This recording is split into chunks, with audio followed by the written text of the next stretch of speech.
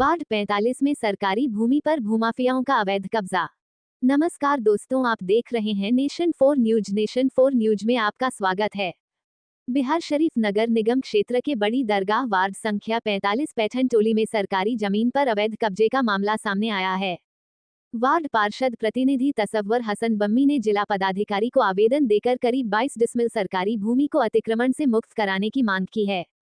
पार्षद प्रतिनिधि का आरोप है कि कुछ भू माफिया लोगों द्वारा सरकारी जमीन पर अवैध रूप से कब्जा कर लिया गया है, जिससे आम लोगों के हित प्रभावित हो रहे हैं।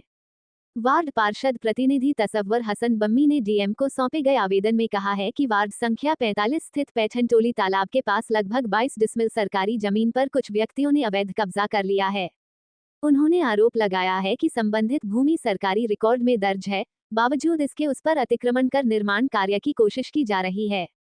पार्षद प्रतिनिधि ने प्रशासन से मामले की निष्पक्ष जांच कराने तथा सरकारी भूमि को अतिक्रमण मुक्त कराने की मांग की है।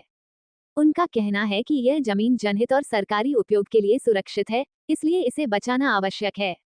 उन्होंने चेतावनी दी कि यदि समय रहते कार्रवाई नहीं हुई तो सरकारी संपत्ति को स्थायी नुकसान पहुंच सकता है।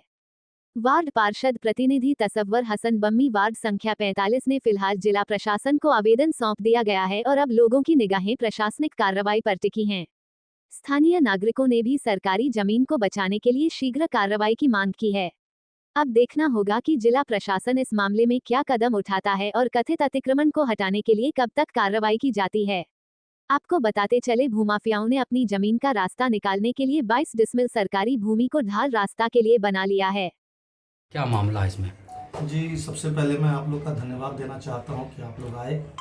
कहना यह है सर मेरा कि वार्ड नंबर 45 बड़ी दरगाह में स्कूल का जगह बहुत छोटा है, बच्चे बहुत ज़्यादा हैं, हॉस्पिटल है नहीं, तो कुछ जगह बड़ी दरगाह में सरकारी ज़मीन थी, जिसको हम लोगों ने कई बार नगरायुक्त महोदय को भी दिखाया और नगर निगम को भी दिखाया।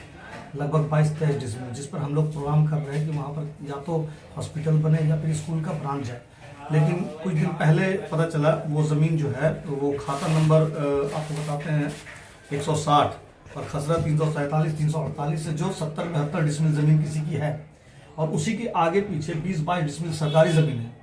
तो कुछ भू माफियाओं ने वो ज़मीन खरीद फरोख्त करके उसको अपने में मिला लिया, सरकारी ज़मीन रास्ता देने के नाम पर। इसके लिए मेरा कहना है सर कि हमारे वार्ड में सरकारी ज़मीन नहीं और सरकारी योजनाओं का लाभ कैसे लिया जाए, या भवन या अस्पताल या स्कूल।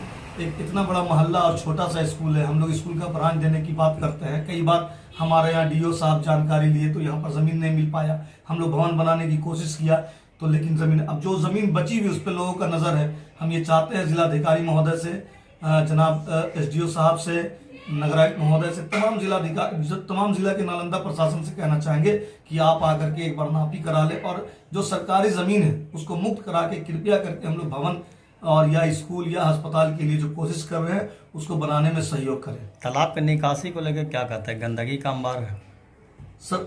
तालाब का जो निकासी है वो भी इसी ज़मीन से जुड़ा हुआ एक अहम भाग है। अगर सही से रास्ता उसको नाला बना दिया जाए बगल से तो ज़मीन भी निकल जाएगा और पानी का निकासी भी निकल जाएगा।